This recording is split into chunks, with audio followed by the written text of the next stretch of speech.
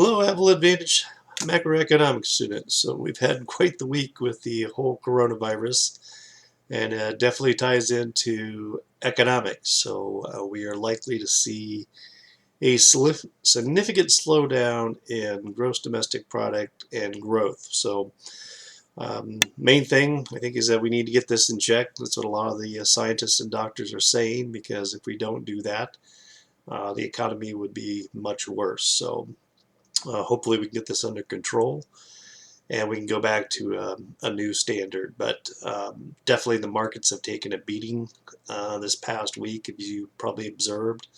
That's kind of hard to stomach, especially if you have 401ks and other retirement plans and you start to see it continue to lose value. That tends to have what we call wealth effects, and when people have wealth effects, they tend to donate less. They tend to cut back on expenditures. One thing we'll talk about this week in Chapter 10 is the aggregate demand curve. That aggregate demand curve is going to be shifting in, but the federal government and the monetary side of the Federal Reserve is trying to do things to shift that back out. But when you have so many people lose so many jobs so quickly, that's why it's so important to try to figure out some type of stimulus or try to shift jobs to other areas as quickly as you can. But these things take time, so there's lags. So we'll definitely see a little bit of slowdown, unfortunately. We had a really nice long ride after the subprime crisis, but this is something very new, and it's something we all have to get used to. So a little overview for week 4. After week 4, we're halfway done with the course. So, but this week, obviously, you'll have a forum discussion. Continue with my econ lab. I can't stress enough how important it is to start that stuff early. And with the exam, it will be available Monday until Sunday. You'll have 4 hours to complete. There's 50 questions. So when you take the exam, make sure that you are in a spot that you can be uninterrupted, have access to the internet, and you definitely want to start it before 8 p.m. on Sunday night, because it's going to close out on Sunday night. So anyway, make sure to wrap up everything for week 3. Get that posted before midnight. As I said, I'm forgiving my econ lab in this course, so that should help some people out. I'll just drop the lowest grade, still continue to do well in those, but just know that you have that as a backup. So, all right, a little bit about the readings this week, Chapter 9 and 10. Chapter 9 gets in this idea of GDP per capita, and the one good thing I would say about the United States, and what's positive for our side, is we are a nation that does have a lot of resources. We do have good technology. We have a good education system. So we can produce a lot of gross domestic product per person. Now, one interesting thing with GDP, it's sometimes questioned, is GDP always good?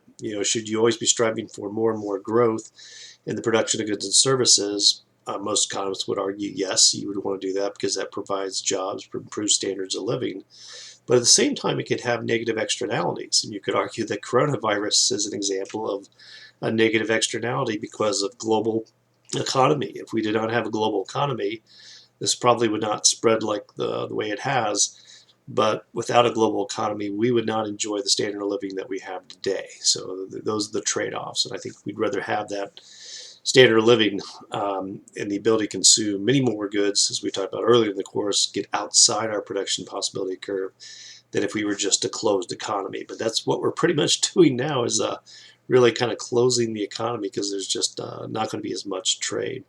And also with the oil right now too, we'll talk about that in Chapter 10, but it's kind of a supply shocks, that there's an oversupply of oil right now, so you're going to see it maybe get down to $1.60 here in the Kansas City area. But with this, one of the interesting things, like in this Chapter 9, Robert Malthus, he was kind of the Chicken Little economist back in the 1700s, that the sky is falling.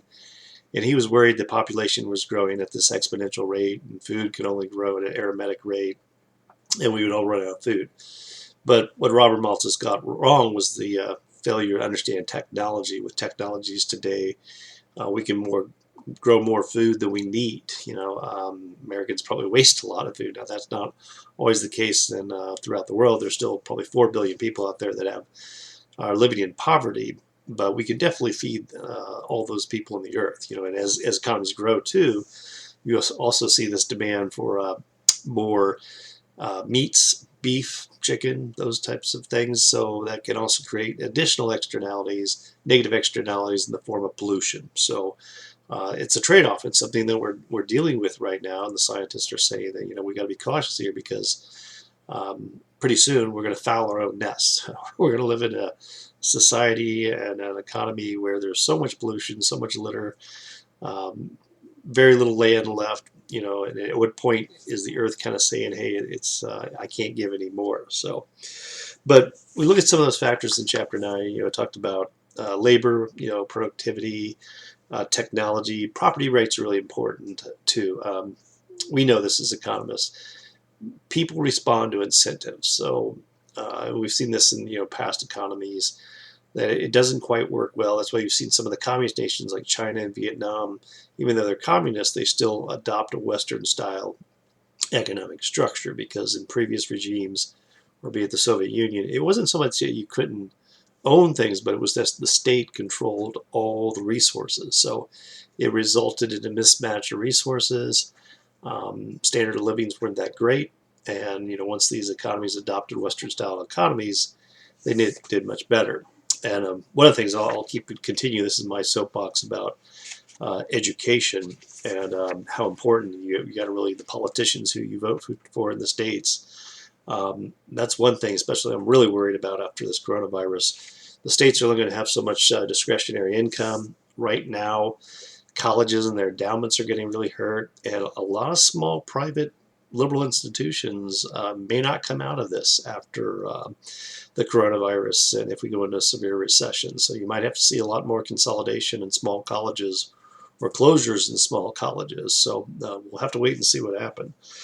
But a lot of that chapter kind of delves into how do we continue to measure GDP, growth per person, and that there are certain factors that contribute to the growth. So our economy will bounce back. It's just a matter of time.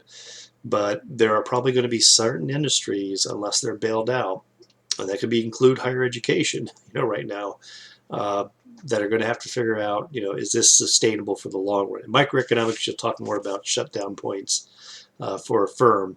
Basically, if your price goes below average variable cost, you can't continue to operate anymore. So Chapter 10, you're going to get into a little bit more about real GDP in the long run. You're going to see this, what we call vertical long run average supply curve. And you're going to discuss about aggregate demand and these shifts in aggregate demand. Some of the major factors that can shift an aggregate demand curve could be fiscal stimulus, like what they're hoping to do. They give money to individuals as part of the plan. It could also be monetary policy, lowering the interest rate. The idea of lower interest rates, that people are more inclined to borrow, take out loans, spend more money, create aggregate demand. But right now, even with zero interest rates, if you don't have a job or you're worried about the future, it's unlikely that you're going to continue to spend money. And that's one of the biggest concerns, with the shutdown, all these restaurants, the bars, the businesses. I've had friends already and colleagues that already told me they've had to lay people off already because they just can't take on the additional debt, or otherwise their firm is going to go bankrupt. So it's kind of a bit of hiatus. And the last thing I'll just kind of wrap up for right now is just with the towards the end of that chapter, they're going to talk about supply side inflation, demand pull inflation. Supply side inflation was a lot what we saw in the 1970s, the oil supply shocks in the 73 and 79. It was kind of the worst of the worlds, because you had all of a sudden OPEC got together and decided that they were going to control the oil supply. So America had to pay a really high price. Now these days it's complete opposite, with Russia and Saudi Arabia going at it and flooding the market with oil.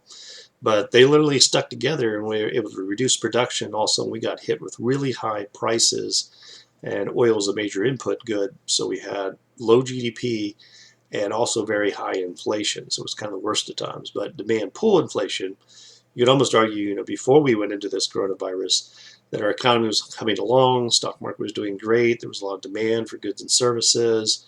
The Fed was kind of watching it to see if inflation was going to kick in. They started to raise interest rates a little bit cautiously, but after this happened, they just kind of went right down to zero to do anything to try to stimulate the economy. So So again, if you have any questions, do send me an email through Canvas. But good job with forum discussions, everyone. I'm looking forward to see what you post this week. And again, I'll jump in there once in a while. But otherwise, just keep plugging along. After this week, you're halfway done. These courses go so quickly. So just stay on top of things and you'll be okay. Take care and have a great week.